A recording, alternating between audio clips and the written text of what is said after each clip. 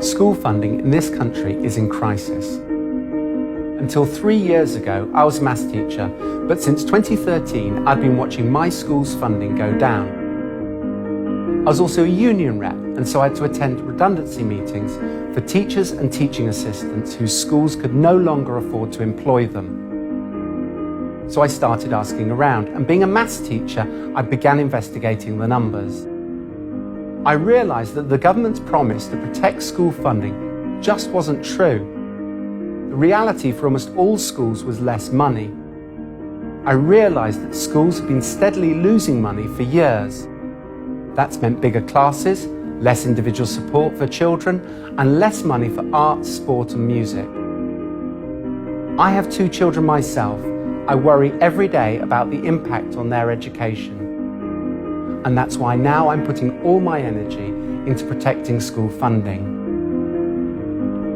In his manifesto in 2015, David Cameron promised that his government would protect school funding. Then at the 2017 election, Theresa May even promised to spend £4 billion more.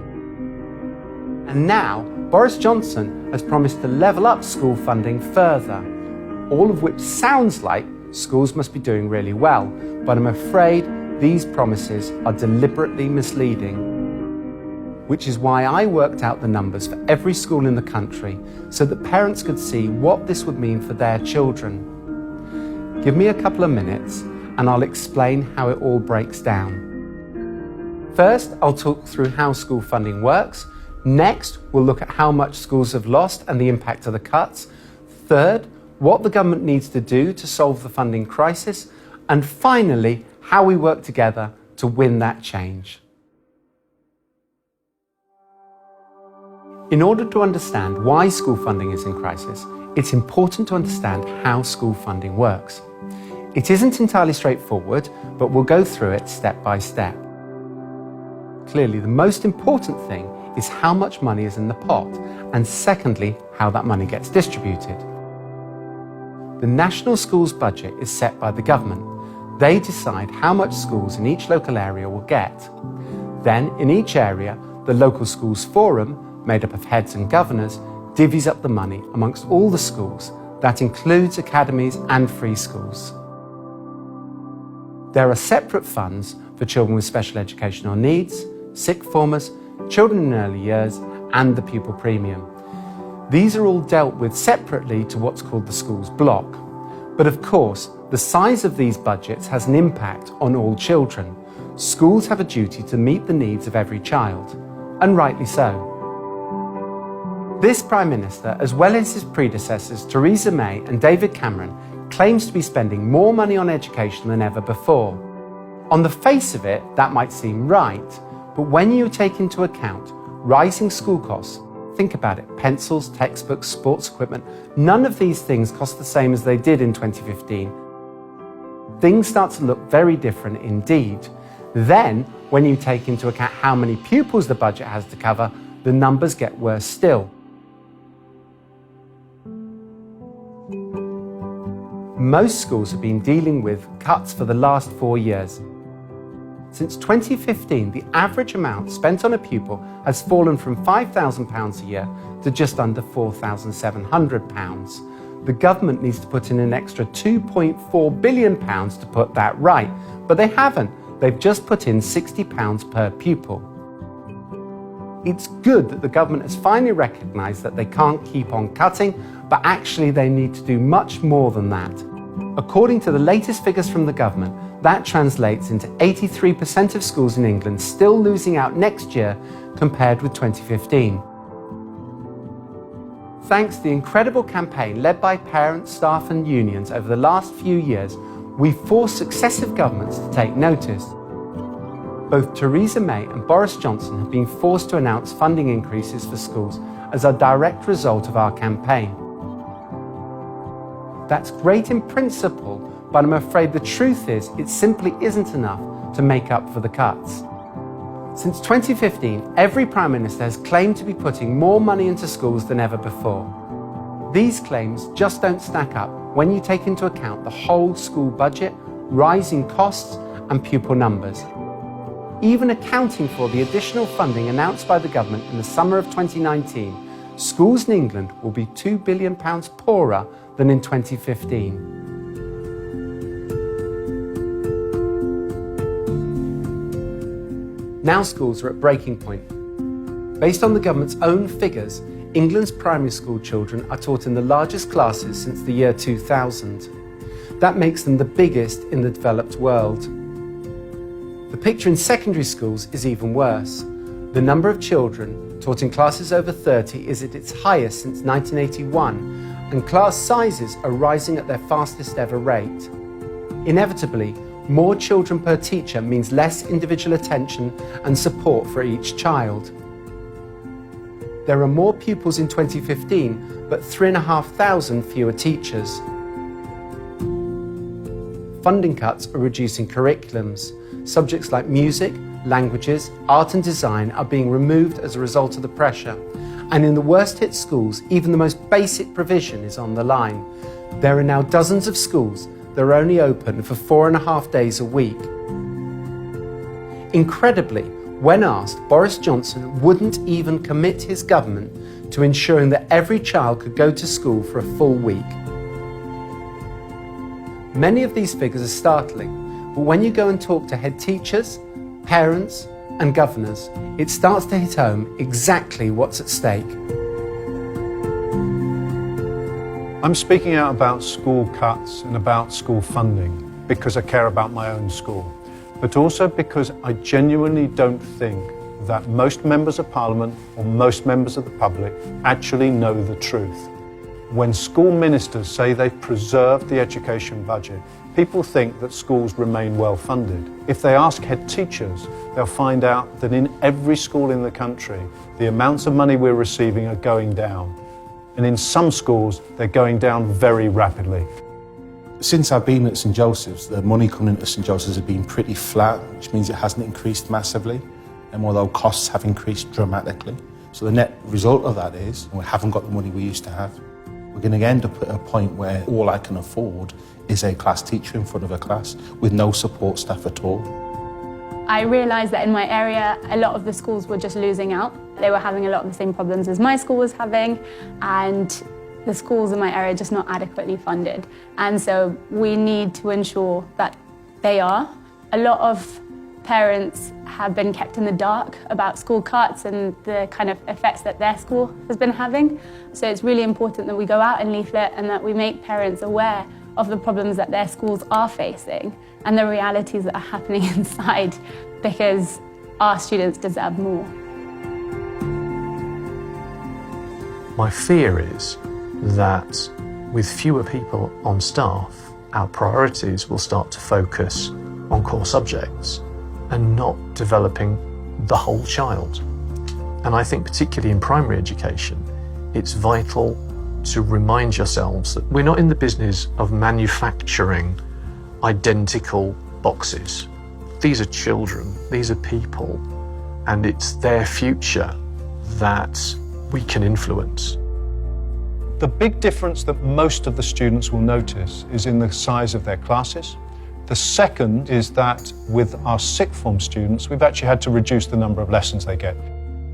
They will also begin to notice that we have fewer options available to them, fewer activities being organised, or there are only activities for those who can afford to pay, and that's no way to run a school. The school cuts in our school have just been disastrous. The impact is very clear for everyone to see, especially the students and teachers.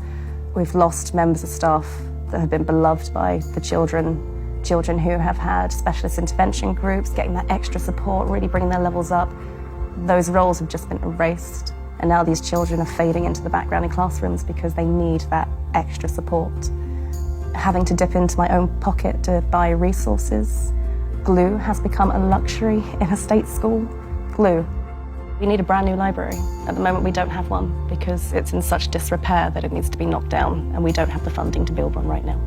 We've not had a library since 2016. We've had to depend on teachers being very creative with their book corners and creating their own libraries and trying to get our kids out to the local library as part of a trip.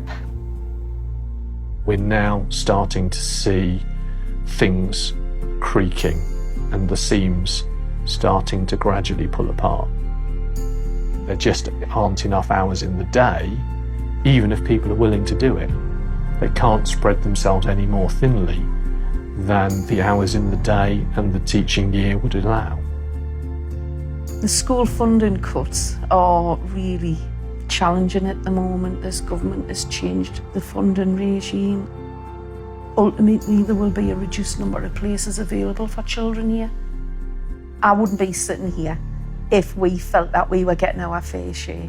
You have to believe the future is going to be better than the past. And it's the pupils in our schools that are that future. They're the future leaders, the future managers, the future creators.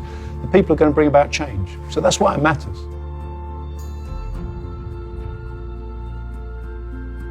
Head teachers know these cuts aren't just damaging, they risk making school budgets completely unviable. Teachers and support staff are working longer hours under more pressure and even plugging the gaps in funding out of their own pocket. There are 6 simple tests for the next government to solve the school funding crisis. Number 1, the Prime Minister must ensure that every school is guaranteed at least the same money per pupil as in 2015. Number 2, the next Chancellor must announce new money for schools, not money taken from other areas of education spending. They need to put in an extra £2 billion a year. Number 3, funding must also be restored for pupils in early years, sixth form and college students, and for students with special educational needs. Number 4, a funding plan must be put in place for the next 10 years as set out by the Education Select Committee. Head teachers and governors have been in the dark about their budgets for years now. This has to change. Number 5, schools in historically underfunded areas must receive additional money. Fair funding won't be achieved by taking away money from some schools to give to others. Number 6, rising school costs must be accounted for by the government and not passed on to head teachers and governors. This means that all new spending commitments must be fully funded by the government. No matter who's in power at Westminster, this is what it will take to ensure that every child has adequate funding for their education. We need to make it politically impossible for any government to continue underfunding schools. At this election, we have a chance to do just that. Here's how you can be a part of it. Tell every parent you know. Politicians follow public opinion, but that won't change unless parents know exactly what's happening to school funding. There are more than 7 million families with children in England. We've got to make sure that every single one of them has the facts. So hang banners, put up window posters, leaflet your community, and join our social team to get the word out. Mobilise our communities. We're stronger when we work together, so take our petition to the school gates, organise with friends and neighbours locally, join one of our national volunteer teams. If we do this, we can raise a voice so loud no politician can ignore us. We need to apply pressure. We know what our schools need, so at this election we'll demand that every candidate pledges to protect education and properly reverse school cuts. Write to your candidates. Make sure you only vote for a candidate who has signed the pledge on schoolcuts.org.uk. Thousands of people all over the country have already begun the work. We've hung banners, we've written and lobbied MPs. At the general election in 2017, we made school funding a national priority, and 750,000 people changed their vote as a result. This time will be different. It will be harder than ever to focus the media's attention on the school funding crisis. So we can only win for our schools if we organise in our communities.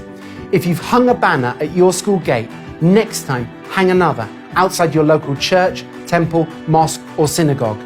If you've knocked on doors and given out 1,000 leaflets, keep going. Get a bigger group together, pick a new location and do it again. If you've got 100 signatures on our petition, go for 500, 1,000. These few weeks will be the fight of our lives, but our children are worth it. I'm fighting for my children and their right to a decent education. Will you join me? Start by searching how much your school stands to lose at schoolcuts.org.uk. Tell every parent you know, order campaign materials and get active in your community.